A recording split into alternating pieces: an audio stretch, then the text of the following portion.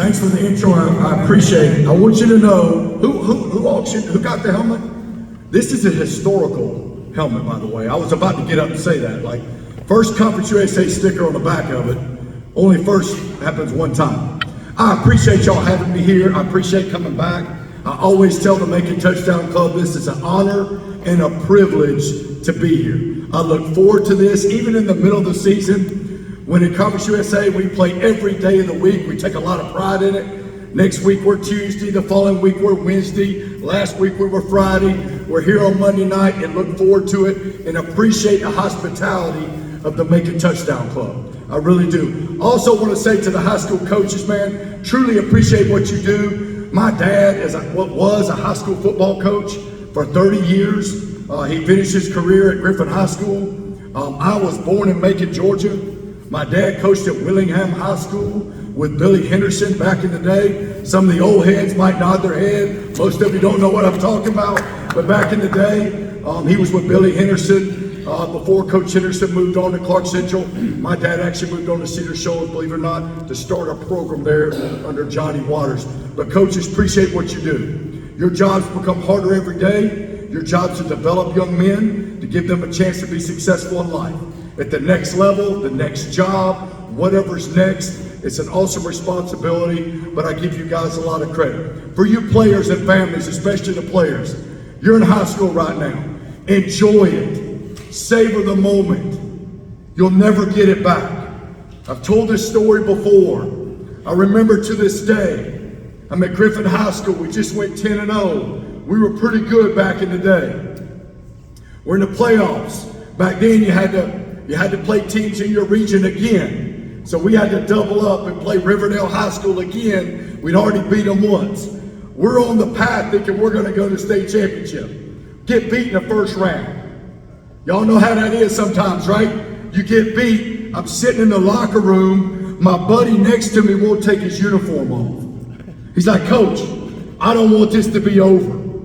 Like, I don't want this to end. He sat there. The rest of us getting undressed, wouldn't take his uniform off. And I say that, man, because sometimes I think we get caught up on the next thing. Enjoy where you are. You guys are going to have awesome opportunities, whatever that next step is, whether it's football, college, the next step in life. Enjoy the moment now. Enjoy your teammates. Man, you'll never get it back. Enjoy it, savor it. Man, it's an awesome experience. College is great, don't get me wrong. High school football is special. It's special. You guys are going up with, you're playing ball with, it's special. So I appreciate coaches. I appreciate what you do. For you guys that are playing the game, man, it's awesome. We appreciate that. And again, I just want to say to everybody, I'm awfully appreciative to be here. All right? It means a lot to me. I don't do this just because I enjoy coming down here. I thought about it too as I walked through the crowd a little bit. I don't know if there's a name tag that's got a KS on it. Did I miss one? Is there a name tag that's got a KS on it? Yeah, Ken. We got one. He's not here. We got none. So,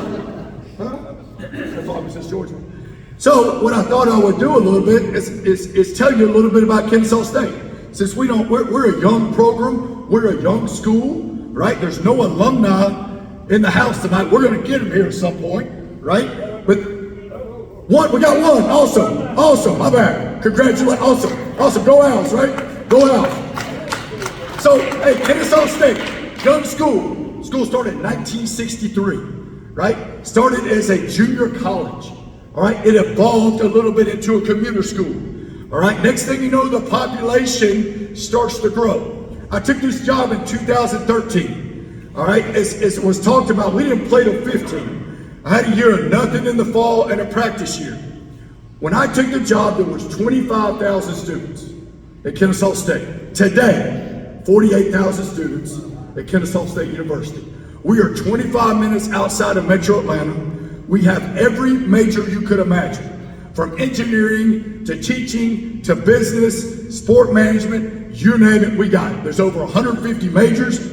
We're in a great location in Metro Atlanta, in the Cobb County community where you have Kennesaw, Marietta. We're 15 minutes from Truist Park, where the Braves play, which is called the Battery, all right, where there's an entertainment district. We're 15 minutes from there. We're about 20 minutes from Lake Allatoona. You can touch it all.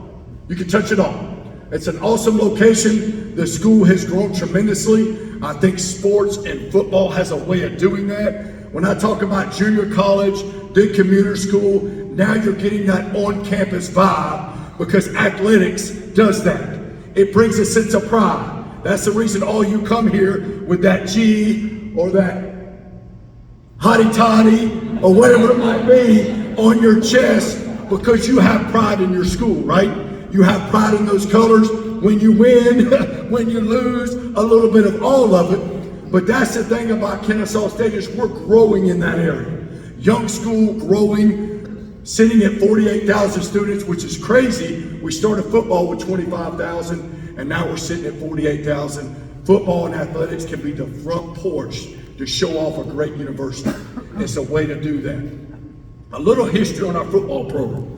All right, we started in FCS football in 15. We went 6-5, 8-3. We went on a run of 4 years in a row where we were double-digit wins, 4 years in a row, conference championships, and deep runs in the playoffs. 2 quarterfinal appearances, 2 second-round appearances, all right, in the playoffs in FCS football. And then a year or so later, as we talked a little bit about, the administration made a decision that we want to take that next step to go to Conference USA, to go to FBS football. We're in our second year of transition. The transition is a unique and evolving process as we get to the point, all right, to where we can be at a competitive pace with everybody we play against. So we're in our second year of transition of Conference USA football.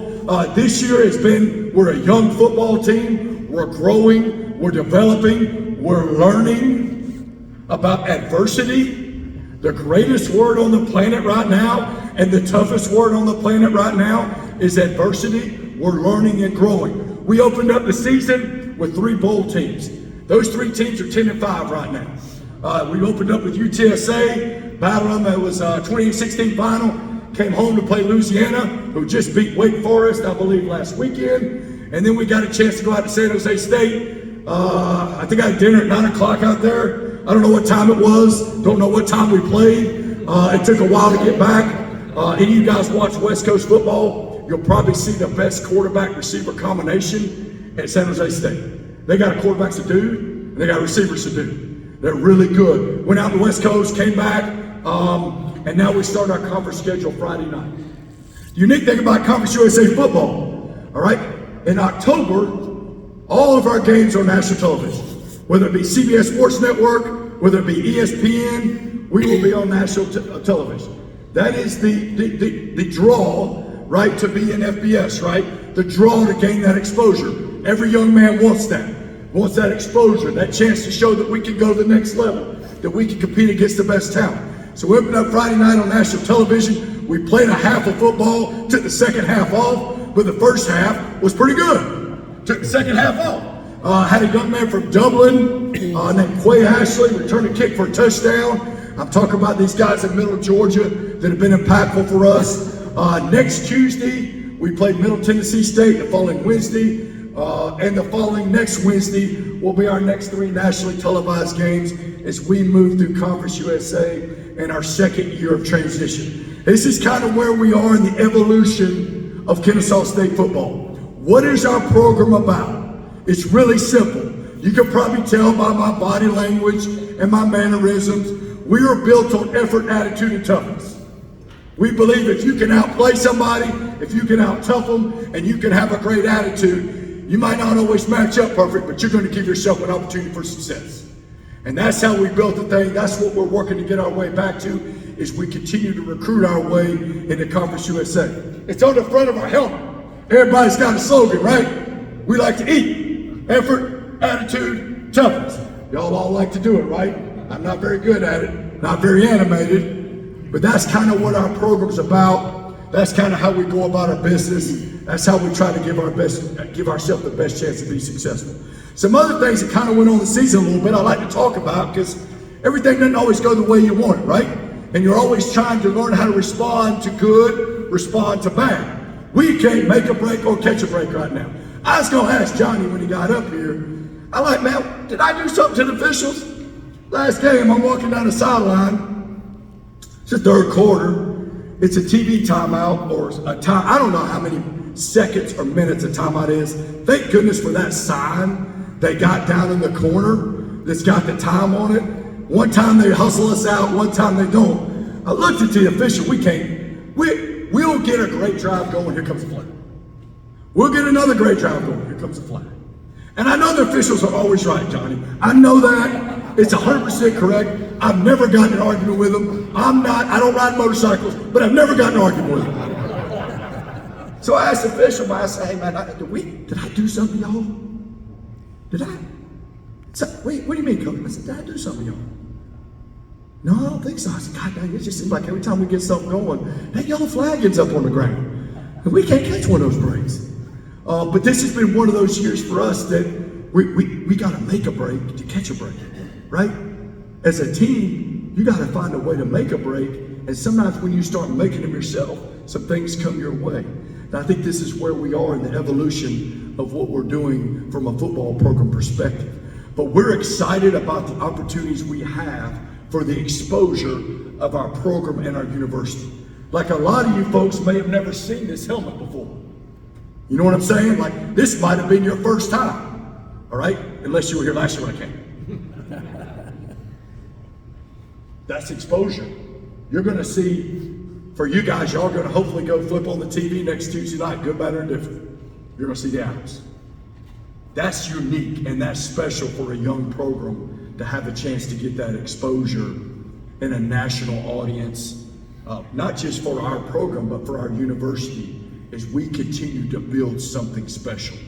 And we believe that. Had a group of recruits in after the game the other night, and I asked them a question. I thought it was interesting to hear their answer. I said, can you guys tell me what a game changer is? They kind of look around, and like when I ask questions to our own team, they're scared to death because they don't know if they can answer it right or they answer it all, or what is the right answer to answer, because my eyes get big and like, oh heck, what's going to happen next? So what's a game changer, man? And Michael Jordan's a game changer, right? Like there's been game changers, like you'll get the debate, is it LeBron James? Is it Michael Jordan, right? Who is that guy? I had a guy, dad in the back said Charlie Ward, right? You hear all these people, you're buzzing through your names that are the guys. I said, you be a game changer. You should be a game changer. Not just on the field, but you ought to be a game changer in life. The way you go about your business on a daily is who you are. Not what you say, but what you do. I had a conversation with a young man in my office this morning. He wants to play more. They all do. And I raise my hand, I go, I want to win too. Believe it or not, contrary to the people in the stands, we want to win too. I said, hey man, just go to work with a great attitude, and you know what? You'll probably get what you want out of this. So I was talking to about game changers because, you know, it ain't just about game changing on the field. We all want to make plays. We all want to be different. But at the end of the day, with all this stuff going on in college football, we want to develop young men to have a chance to be game changers in life. Be great dads. Be great members of society. I want them all to go play in the NFL and have a great career. Because if our guys in the NFL, that means we good. That means we got good football. But that's going to end one day. And we want them to be set up for life, success afterwards. That's the most important piece. And I think sometimes in all the stuff of college football, it gets lost. About, you got NIL, and we're talking about the portal, and all this. At the end of the day, we got young men that are learning and growing and developing to be the best version of themselves they can be. That's what this thing's about. And I'm more passionate about it, as you can tell. And that's kind of who we are and what we are as a program and how we kind of go about our business. Obviously, we want to win games. Why else would you do it? You shouldn't be there if you don't want to win. But ultimately, what we're trying to get accomplished is to develop young men to be successful in life. We want them to be game changers. Not just Michael Jordan or LeBron James or Kobe Bryant, however you want to go about it. But in life, how you go about your business. Kennesaw State football, that's who we are. That's kind of how we go about our business. That's what we're about. We got great people in a great building, that go to work every day for the greater good of young men to give them a chance to be successful. And I know I'm a little bit on a soapbox, but this is who we are. If you guys have been here, I probably went down this road a little bit before. But we're excited about where we're going. We got some growth to work through. We got some things we got to navigate. This is life. I stood up in front of our team, going through some tough stuff. I looked at them, I said, listen, if you'll do this and you'll stay together, I promise you there's going to be good come to you. And that's not easy for an 18 to 22-year-old when things ain't going your way, right? I'm 53. I don't like it when it don't go my way. I'm upset, frustrated. We stick together, good things will happen. And I believe that. I believe that. Even in the toughest times, I believe that. And we're going through some tough stuff. We are. We're going through some tough stuff. But you can tell I'm very optimistic, and the opportunities will be there if we'll continue to work and have a great attitude. I'm excited to be here. There's a lot of things I can talk about tonight, but the big thing, I wanted to give you a little update, kind of on where we are as a program. We're going to continue to move forward. Our goals and aspirations, from a football side specific, win at home, win the conference, win a bowl game, and we want to be in the conversation for the college football playoff as we build this out.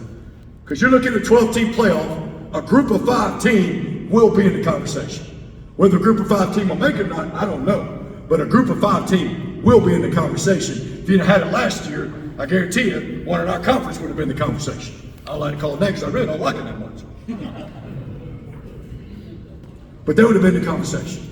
That is the goals and aspirations. Everything's not immediate. You have to go through the process in order to get to where you want to go, and the process is the process. I wish we had the crystal ball on the process, but it is part of the process. So that is our goals. Obviously, the end goal is to graduate. We want every one of our kids to go play in the NFL. Every one of them. They won't, but we want them to. We've had 22 scouts in 4 weeks come to our place.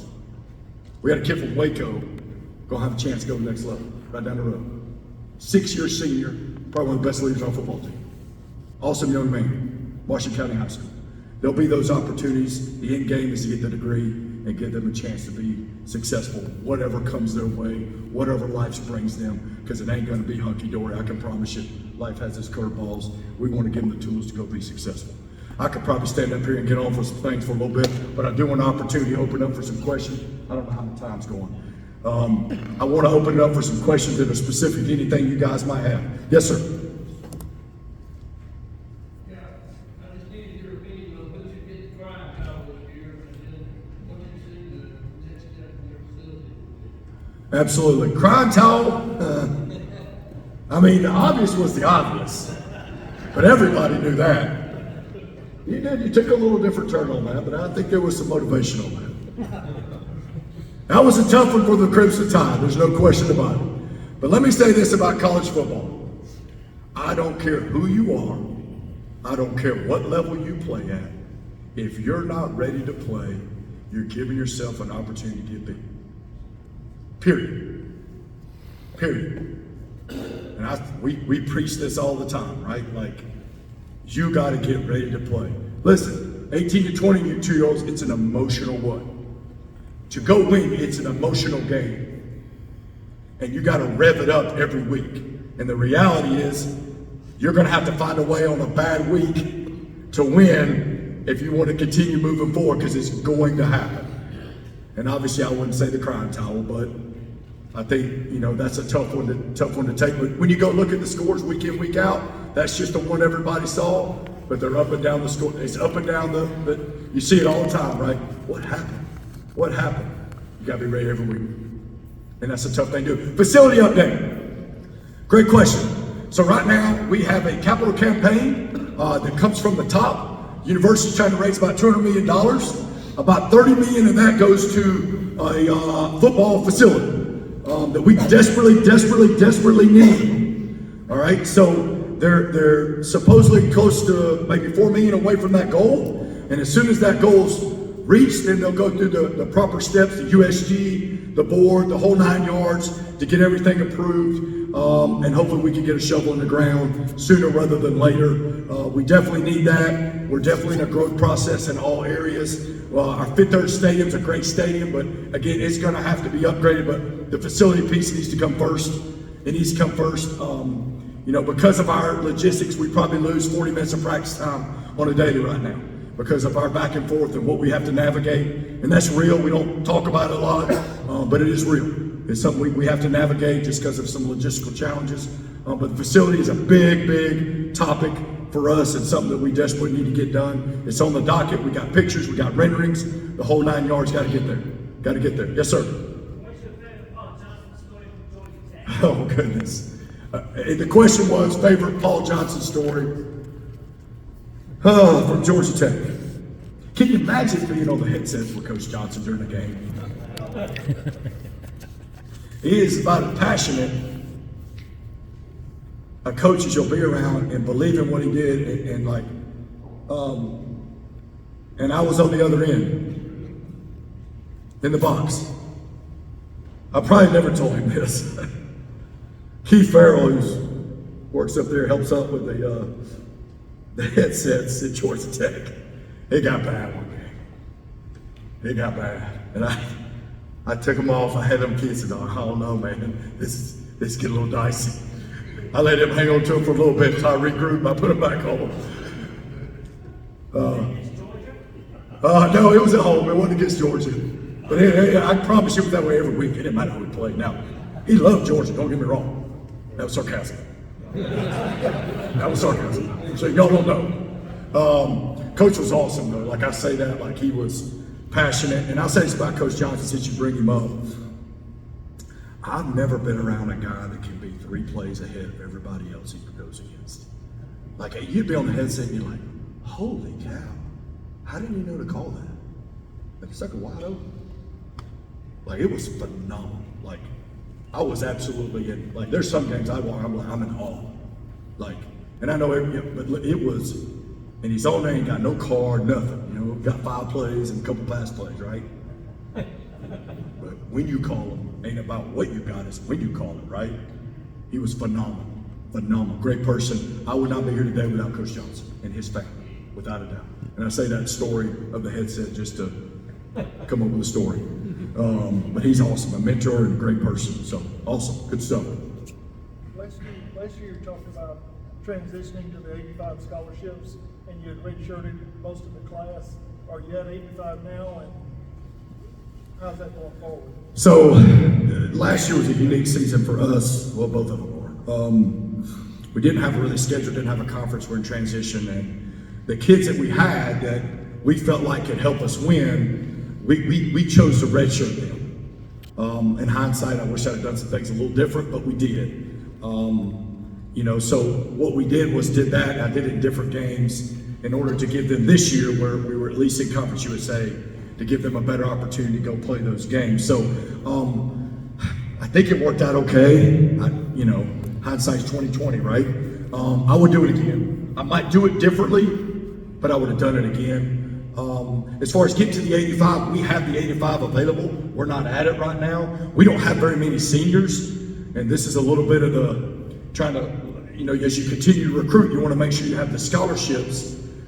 So we're going to be on TV. Well, that should help recruiting. So every year you're on TV, that helps recruiting. So every year you should be able to get a little better player. So we didn't use them all. We were probably about 80 because we have a small senior class, and we held some back in order so that when we go into this class, we can have enough to sign the guys that we feel like can go help us win Conference USA. And that's kind of the benchmark for us. We got to get longer, taller, bigger. The lines of scrimmage are the biggest difference from where we were to where we got to go now. That's honestly, when you talk about that's the biggest difference is up front on both sides of the ball. That's the biggest difference, but we're going to get there. Obviously, signing day and all that's a little different. I think you got a bunch of football folks in here. Signing date's been moved up so that the high school athlete has a better opportunity to sign a scholarship before the portal opens. So you'll have a signing date and then the portal opens. I think it's 4 days later. which will be improvement but unique, and it'll, like a lot of rules that are made right now, have unintended consequences that you don't know till you do it. But I do think this is an improvement from where it was before, from being after, and sometimes the high school opportunities got limited. And we are a high school developmental program. I don't just say that because there's high school coaches and players in here. We are culture driven. We are culture driven. We want guys to love one another, trust their teammate, because if you do that, you're going to go to war for it. You know what I mean? And you can only do that if you're on a team together. All right? We want to build that out and develop that. We do use the portal. All right? In recruitment, we use both, but we are predominantly a high school developmental program. So we'll get to we have the 85 available. We didn't quite get there simply because our number of seniors was not as large. It's just we just don't have a huge senior class this year. Great question. Yes, sir. Brian, I know you're an option-based person, but maybe you leave the option. So y'all were talking about triple options, y'all were talking about officiating that. So we started under center option in Kennesaw. I've been involved now obviously with Coach Johnson for years, and obviously it was a huge way for us to get off the ground. But I tell you what happened is a couple things. I think rules had a huge impact on that. The blocking below the waist kind of went away basically. We were a very perimeter-oriented team when we were under center option, and so the rules had an impact on it. And I think for young people, they want to know they got a chance to go to the NFL, and that's just being real, right? And sometimes the perception of that is not that you have a chance to go to the NFL, and so that has an unintended impact on trying to recruit a young man to come to your place that has that chance to go to the next level. Whether right or wrong or indifferent, those were two critical pieces of the decision we made 2 years ago. Kind of did it all at the same time. Like we get this, we made a decision to change offenses. We're changing conferences. It's a lot. It's a lot at one time. We are a zone read based offense, taking some of the option principles to the gun. Where we involve tight ends, RPOs. We went from probably throwing the ball 10, 11, 12 times a game to we need to probably throw it 20, 25 times a game. All right, so we're incorporating everybody in what we do, but it's just kind of zone read option, and those are the reasons that we did that. And some days, I love to get our center, run the midline, and kick it out there, and watch everybody chase. But this was the best thing for our program moving forward. It's going to take a little time for us to get where we need to be, but this was the best thing for our program. No question about that. I don't regret the decision. There's some days, you're like, gosh, we can't move the ball, right? And we could get 4 yards on a bad play before, right? But that's just part of it, right? That's just part of it. That's part of the growth. We're going to get to where we need to be and be efficient and effective at what we're doing, and be able to create big plays and explosive plays. I think that's the key for us. How can we create explosive plays and big plays? Great question. Great question. Anything else for you guys? Y'all good, man? I appreciate y'all. Thank y'all.